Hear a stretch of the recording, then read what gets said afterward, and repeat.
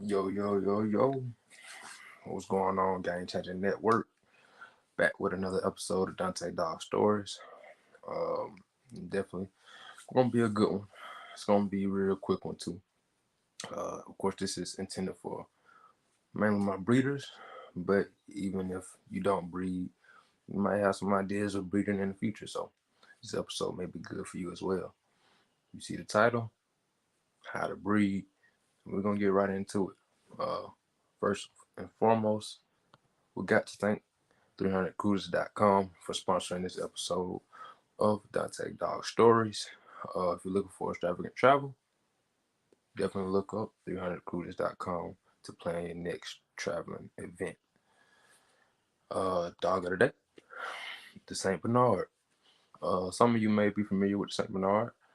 You may be familiar through the movie Cujo uh, or through the movie Beethoven. Both of those dogs are St. Bernards. Very, very large breed dogs. Um, big dogs for a reason because they come from history of actually burrowing through the snow and saving people out of avalanches and things like that. That's why they got that big fluffy coat to keep them warm because they're typically always in areas where it's going to be cold, where they have to they had to dig into snow to retrieve things, retrieve people, medicines, all type of things back in their history. But very good dog. Like I say, very big dog. So if you're looking for a big breed dog, the Saint Bernard is definitely one of the ways to look. Um, Very family friendly dog. They get along with a lot of people there if socialized correctly. They should be socialized correctly if you're thinking about getting one because of their size. That's one of the dogs that you don't want jumping on you and just being rambunctious because they're just going to be way too big. They run into a little bit of health issues when it comes to like stuff that the larger breeds run into, like hip dysplasia and things like that, arthritis as they get older. But as far as their health, if you do the simple things, keep them groomed pretty well, you keep a pretty healthy Saint Bernard on your hands. If you ever own one, you probably can attest to them being very family friendly, uh, and they just get along with everybody in the family. Honestly, they were one of those dogs that usually possess a lot of confidence. I had seen a lot of Saint Bernards that really wasn't confident within themselves. So if you're looking for a big breed, Saint Bernard may be the way to go for you. We're gonna get right into it. How to breed. This is a question that, of course, I get a lot because I do breed dogs, and most people don't understand the process of what it takes to breed a dog, or what you need to do to breed a dog, and what comes with it. Um, but it's pretty simple. Like I said, it's gonna be a short video, so I'm gonna keep it as simple as possible. And basically, I'm gonna keep it as simple as backyard breeding terms. Again, in the last video, I did unregistered versus registered dogs, and honestly, that's really the only thing that separates what we call as a backyard breeder. It's just the registry paperwork, but the process, the labor, all that's the same when it comes to breeding. So there's no difference when it comes to that. So when I speak on it, I'm gonna be speaking in the simplest terms so everybody can understand, even a young person watching that may have two dogs and thinking about breeding in the future.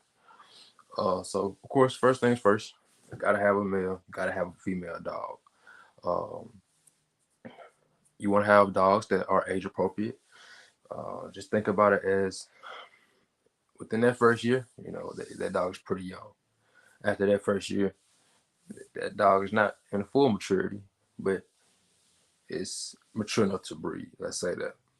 Um, Typically for a female, depending on when her first heat cycle comes in, is usually when people decide to breed that female.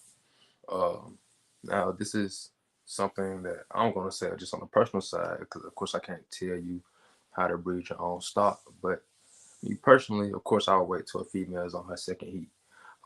You have some people that breed their female on the first heat. You have quote unquote mistake breedings as well, where females do get pregnant prior to their second heat and at an early age than you know many people think are is good for them. So usually that female will come into her first heat around about 6 months. Sometimes a dog can come into heat a lot earlier, or yeah, like I don't, I haven't, I have seen a dog come into heat probably about 4 or 5 months, but that's very rare. Usually it's after 6 months, or typically 6 months, 8 months, 10 months. Some dogs let us 12 months, depending on the breed and the female.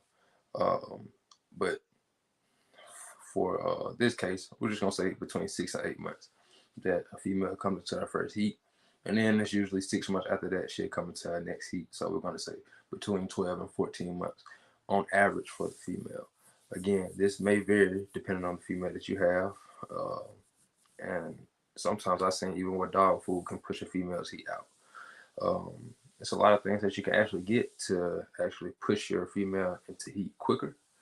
Um, like different type of shots, different type of home remedies and things like that.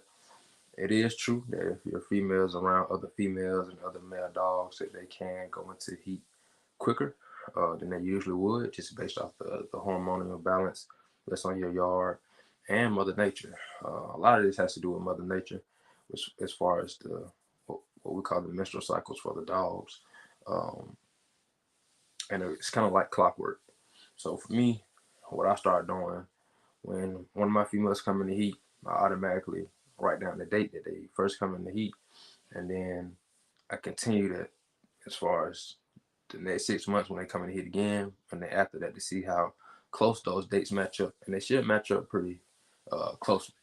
Um, your female probably come in heat around the same time of the year and around the same month as well, unless again they go into heat that uh, they've been forced into. Maybe, like I say, based off the hormonal imbalance on your yard, or just the fact that we may have gave them a shot to send them into the heat quicker. So with that, I mean, having a female bred on her second heat, that's between 12 and 14 months, I don't feel like it's too bad. You have some other people that say you need to wait longer to breed a female than 12 to 14 months or past their second heat. You got some people that say they don't breed to their third heat. But for this video in particular, you can breed, or I would suggest that you could breed as early as 12 months, 12 to 14 months with a female. And that's based off of what you're watching out of your female. If you feel like she's mature enough, she's developed enough to carry a litter, then that's definitely how you should go. And I definitely appreciate the love and the likes that's coming through, and the watchers that are tuned in. If y'all got a chance, definitely comment where you watching from, what state. If you're a kennel or you're a breeder, shout out your kennel name. If you're watching on YouTube, of course, like it on YouTube, subscribe to the channel. If you're on Facebook, watching this on Game Changer or my personal page, y'all continue, like I said, to like, comment where you from if you're in here. If you're a kennel, comment your kennel name, and let us know where you're watching from. If you got some insight or some questions about the topic, definitely drop them in the comment box as well. I'll be responding to them. If you want to join the broadcast, let me know in the comments as well. I'll get the link to you. But as far as like with a female, again, you want to make sure she's just mature enough and that she's healthy enough. That's the main thing. So, of course, your common vet visits will tell you this, to make sure that she's, able to carry a load and that she doesn't have anything going on with it that will cause her to not have a successful pregnancy. That's the main thing. You don't want to have a female that you're going to be breeding that's not going to have a healthy pregnancy, or have something happen to her because she is pregnant. So if you have, of course, a puppy, 6 months and 8 months, don't think about breeding that female dog just yet. Give her some time. Let her come into that second heat. Let her get a little older. Just be patient. Uh, Dogs usually come in heat twice a year. Again, every 6 months. So that's how you can kind of plan out your litters and your breeding. So when people hitting you up, say, hey, where's your next litter? Well, if we taking track of it like that, I mean, you're writing it down, then you know that your next litter is coming. Let's say if you had a litter in March, 6 months after that, or if she goes in heat in March, 6 months after that, will be September, and so on and so on. So that's how you kind of count down. Unless again, your female comes to heat a lot earlier. Let's say every 4 months. Then she was to come and heat in March. She'll come again in July, and then again probably in November, December, um, for that type of heat range. So in the midst that your female is in heat, that's when your male comes into play. And I'm speaking about natural ties. Of course, there's other ways to breed your dogs, and I'll speak on a little bit of that as well. But mainly, I'm a big fan of the natural tie because it's the natural way to do it. I'm a firm believer in, letting them be as synced into the wild as possible. So uh, I've done AIs before. I'm a fan of AIs too, but I'm a bigger fan of the natural tie. I like when a male dog actually is able to perform. Um, that's the one thing about it with me. Like when you're trying to create a production, sometimes you want to be able to make sure that that stud dog that is coming off of is able and capable of actually breeding to a female, and it's going to, not have issues breeding to this female because it's going to tell you a lot about the productions you'll be having in the future as well. So me personally, like I say, I like the natural tie. A lot of people don't like the natural ties because they feel like the dogs can get hurt, which they can in certain instances. But or you might have females that are unpredictable, especially when you're doing a lot of breedings um, with random people who may not necessarily have the best training over their dogs. So you may have a female that they can't control, that they can't tame, and now that female that got a hold of your stud that's you just trying to do business with. So you definitely run into those issues. There's ways around it as well, especially in the breeding game. People do stands and all type of stuff. And then that's where kind of the AIs come in, and that's just the artificial insemination. Um, and that's when, of course, you just draw semen out of the dog, out of the male dog. You take it, you put it in a tube, you take the tube and you inject it inside the female's vagina. Um, and then, of course, the semen will swim up to where it need to go, and she'll eventually get pregnant. Um, of course, it's not that simple with the whole process. It's actually like it's more time consuming than what I just said because actually have to draw that male and make sure you get a good pool. All that takes time, and then actually taking that semen and actually putting it inside the female and not really damaging anything. That's the main part because the way you have to take the tube and the way that the vagina is set up, um, and how you have to put it up through the uterus. So you have to put it up through two holes actually, so that you make sure the semen drops in the correct place, so you can have a higher chance of pregnancy. That's the main thing. Um, and there's a lot of different tricks that you can try. Of course, holding your female's back legs up for a certain amount of time, or just not letting her use the restroom after the tie. Kind of helps with the semen staying in that place and actually being able to travel down the um, the uterus a lot quicker. And then, of course, the faster that they get down there, the better chance of those semen surviving and actually implanting on the egg and actually creating puppies. And that's what you want. You want to create puppies. Um, so as far as the natural ties, though, when you're doing it again, you want to make sure you got good temperament on both dogs. It's something that when a male dog smells a female dog in heat, they automatically react. It's no, you have to tell them what to do. It's just nature. They smell that female dog in heat, and their senses go off, and they automatically know what to do. They immediately go chase that female, flirt with that female until she gives in. So that dog has to lick on her neck. If it has to just seduce that female, it may take some time for that dog to do that. But this is what they're doing. So don't rush the process. Just let them play it out. That's the main thing. Sometimes that female may not be so willing to let that male mount her at first. She wants that male to work. And you'll see over time that female actually get tired and she actually start wearing down. And then you'll see the male start mounting her a lot more because he senses that she's wearing down and that the time for him to actually be able to breathe is coming. So he, of course, keeps his stamina up. That way, when she is in a calmer mood, you'll see her tail flagging from the right into the left. And she'll actually be extending her vagina out so he can actually mount and proceed in her easier than what it would be if he was just mounting her and she wasn't doing that. So these are all things to look out for. Of course, it's going to take a little time for that male to get his angles correct to insert himself into that female. So again, give it time. Let them work it out. Let the male figure it out. Especially if you're gonna have a stud dog that you're knowing that you're gonna be using for natural ties in the future. You definitely want to just give him his time and figuring it out, because the more times he gets to practice, the better he'll become with each breeding. So he might be okay this breeding, he might be okay the next breeding, then 3, 4 breedings down the line, you're realizing, oh, he popping it out. He realizing what it takes to actually get his angle right and again insert into those females to actually do his thing. So that's the main thing that you always want to watch. You always want to try to create a good stud dog. So again, when you do bring them around to these females, it's not an issue. You know what your male is gonna do. You knowing if that female is in heat, he's gonna react like how he's supposed to. It makes the business go by a lot smoother too as well. Um, so as far as just letting nature work itself out, that female's gonna come in the heat. That male's gonna smell her. Again, he's gonna chase her. He's gonna flirt with her. He's gonna do whatever he need to do to seduce that dog.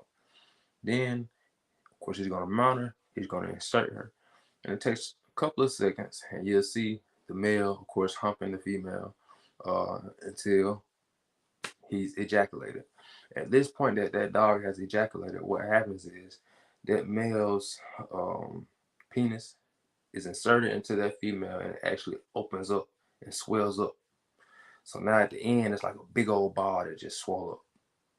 And so now, of course, that's where you see the picture of the tie, where both of the dogs are faced backwards to each other, look like cat dog.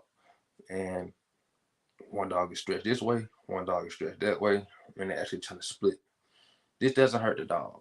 This is often confused with people thinking that this does hurt the dog, and it actually doesn't. These dogs are built for this. They actually are built for this. That's what they do. That's how they breed. Like there's no way around it. When it's made to be set up like that. That male ejaculates inside the female, he swells up, and until he constricts back down to a size to where he can pull out of her, they'll be stuck together. And while he's doing that, that semen is actually pulsing through the female.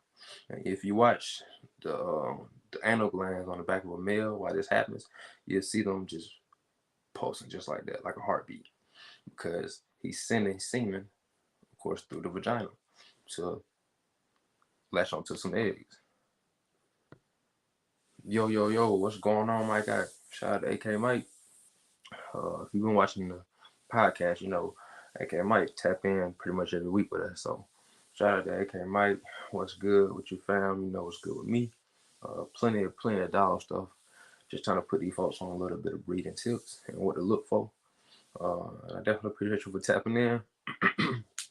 If y'all watching, y'all check out AK Mike with Anonymous Kennels. Um, just had a real dope litter. I think he got off all the pups. Beautiful, beautiful pups. So y'all definitely check out his kennel and what he has going on, because he definitely has a lot going on. And I believe a lot of people that watch me will like it as well. So shout out to my guy Mike, man. But as far as excuse me.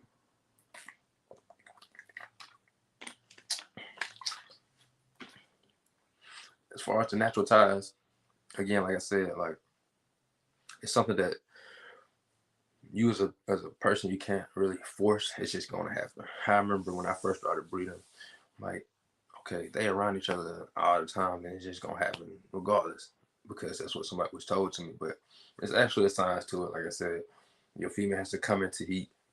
There's a certain amount of days that you want to hit within a certain window to kind of higher your chances of having a pregnancy that you can confirm. And when we say confirm, that means puppies are inside the stomach.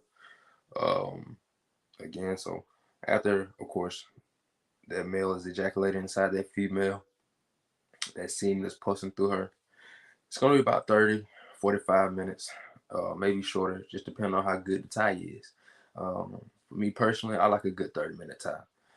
I feel like if a dog is tied up for about 30 minutes, that's a real good tie for me. Anything less than that, I want to of course make sure I'm gonna get a dog time to relax, get itself back together, and then I'm running them back. And again, I'm shooting for about a 30-minute tie. Um, and then I might skip a day and then go back on a day depending on where I'm at within inside that window. Um, and then of course that's going to determine your litter size um, when you lock in on the correct window to breed your dog. Other ways to do this is I may say this wrong, but the progesterone test, or what they call the PG test, to make sure it's basically getting the blood drawn out of the female, and it's gonna give you the numbers to basically tell you that your female is at a level where if she breeds right now, it's gonna be one of the higher chances that she gets pregnant with the litter.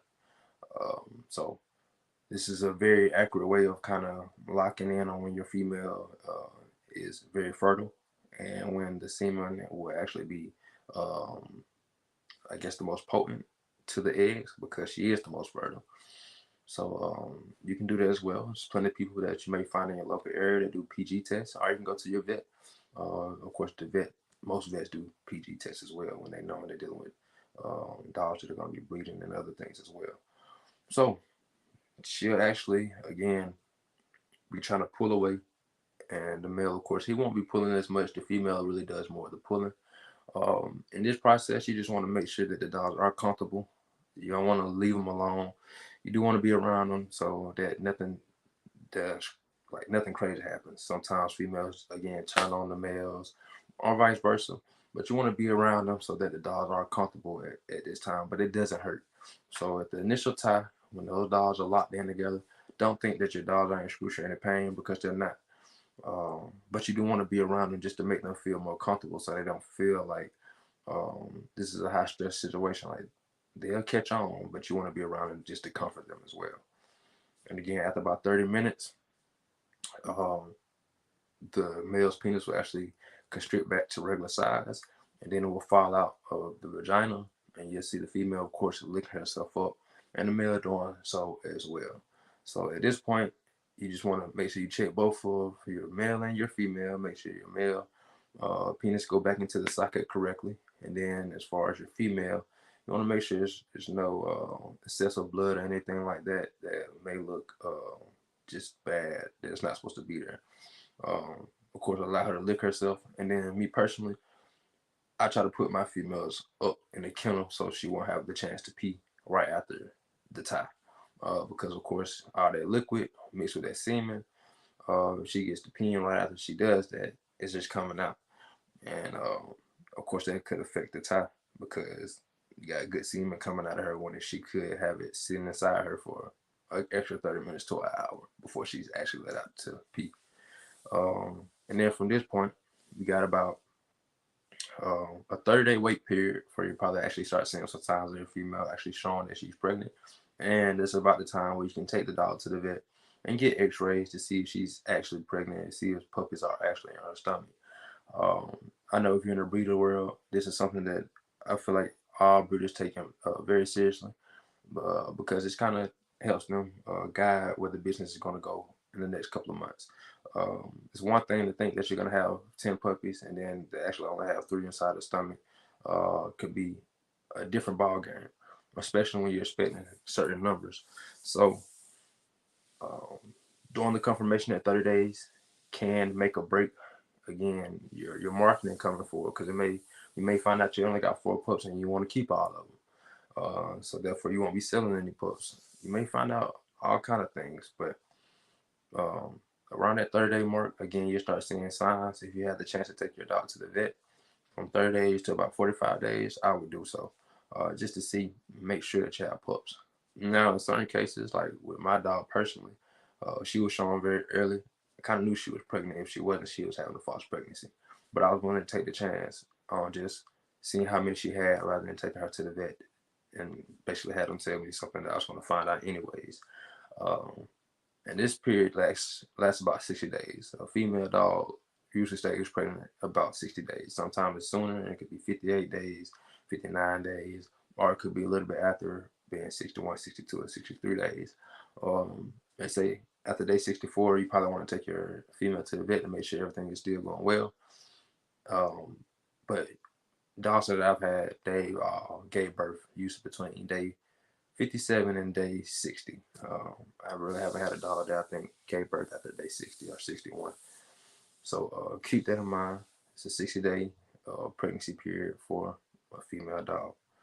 And of course, like I said, these are just the basics. And with your AIs, it's the same way, but of course, you don't have the natural ties. So you won't have a male stuck inside the female. You actually just be using the tube to insert into the female, and then that's it. Of course, you can hold her legs up, or you can put her in the kennel so she won't pee for another 30 minutes to an hour as well. And then you have the same results. In 30 days, you'll still be able to go to the vet and make sure to confirm pregnancy, or you'll be able to see signs yourself where you may not have to take it to the vet. And then, of course, after that comes the labor part.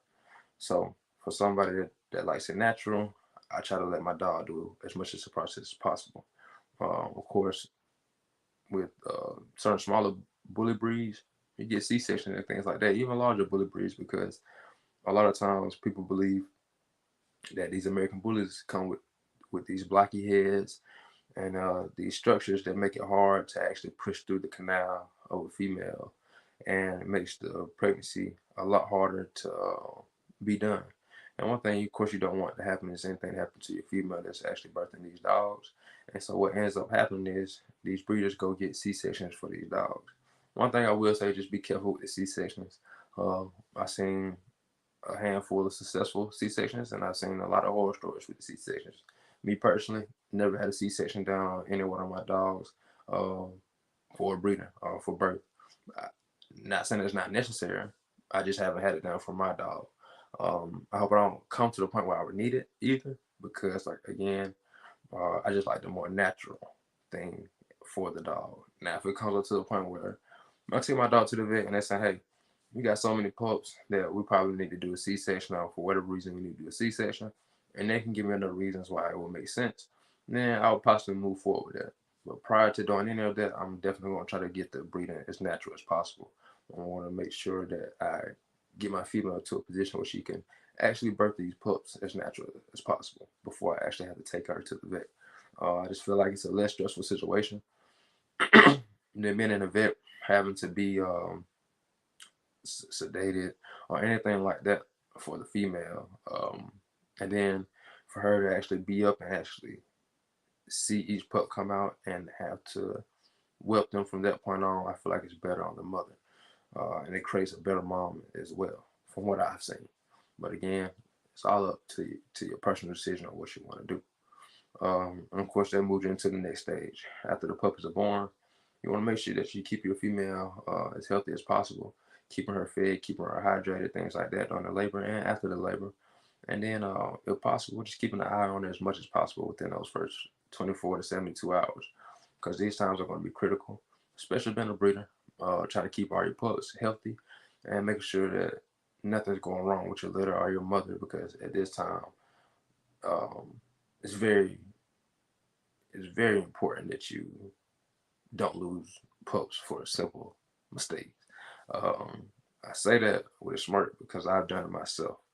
Um, One of the worst things you can do is be half stepping on the weapon part, and then you lose one of your best pups out of your litter.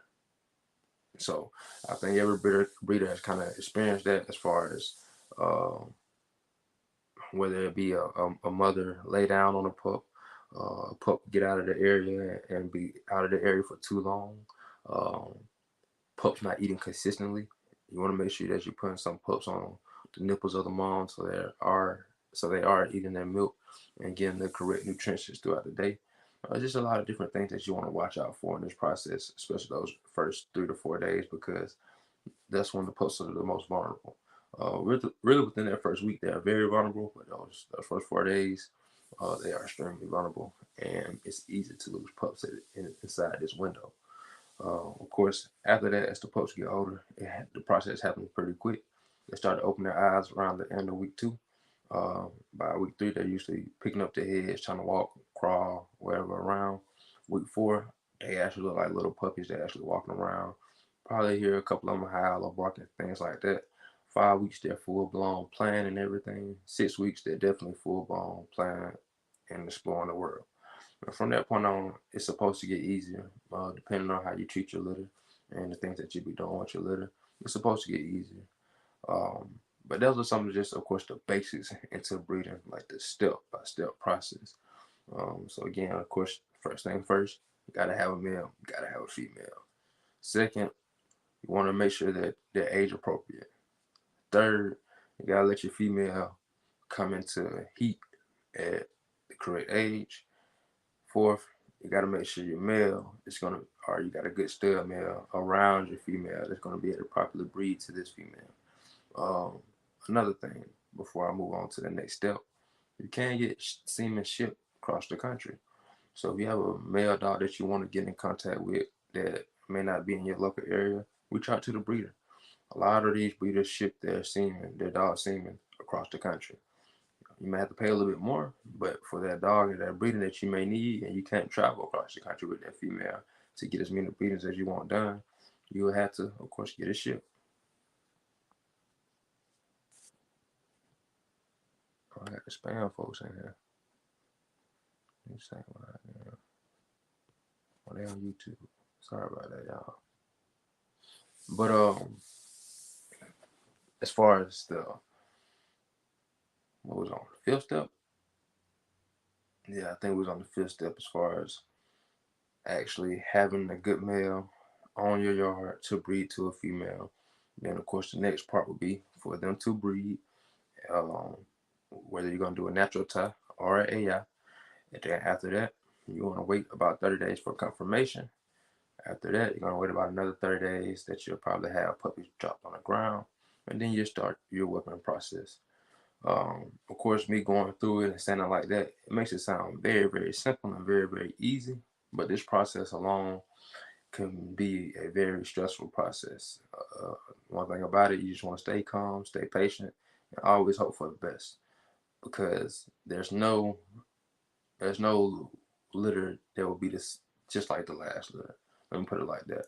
Every litter probably change you. You'll probably learn a different thing about your dog, about yourself between every litter because of the things that may take place, things that you may prepare for before that may never happen again, or things that you prepared for before, or didn't prepare for that come up in these new breedings. So you just never know. But one thing about it is staying patient, staying calm, and always hoping for the best. Like that's the only way you really can do it because again, a lot of this is Mother Nature, the dogs being the dogs, and they're gonna do what they need to do to, of course, um, do what they already know to do. I mean, you don't have to tell a dog to breed; they're gonna do that regardless when it's time. So that's the main thing. Um, Another thing is keep your area as clean as possible when doing all of this. When you're breeding, try to have your dogs bred in a very clean area. Um, I bred outdoors, so one thing I had to make sure was when they did release, a lot of dirt not getting on the male's penis or a lot of dirt not getting inside the female's vagina. You want to be able to watch out for that. If you're breeding in the area that's going to be outside or something like that, you don't want anything to get infected and cause damage to either one of your dogs. Um, and then that's pretty much it.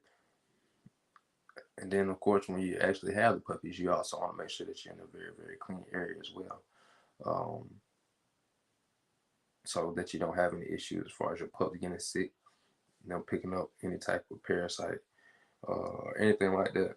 You want to have a clean, clean area around you. So that's pretty much it when it comes to the basics of breeding. If you got any questions or concerns, definitely reach out to me. Reach out to me in my DM or comment on this video and I'll respond to you there. But that's pretty much it as far as the basics on breeding. So I definitely appreciate everybody tapping in and tuning in tonight for another episode of Dante Dog Stories. Again, I want to thank 300recruiters.com for sponsoring this episode of Dante Dog Stories. We'll be back with another episode. If y'all got topics that y'all want to hear about, drop them in the comments or DM me the topics that you want to hear about so I can get it out to the audience. This video was kind of thought about because a guy I know actually reached out to me and was asking about $2 that he was thinking about breeding. So I said, oh, okay, that's a common question. Let me bring that up in the next video. So that's kind of how it works. If you have a topic that you, again, thought about and you want to get an explanation on or my insight on, just reach out to me and let me know. And then I'll have it on the next latest episode that I can get it on. So I definitely appreciate everybody's time. And we'll be back with another one. And we'll see you from Dante Dollar Stories.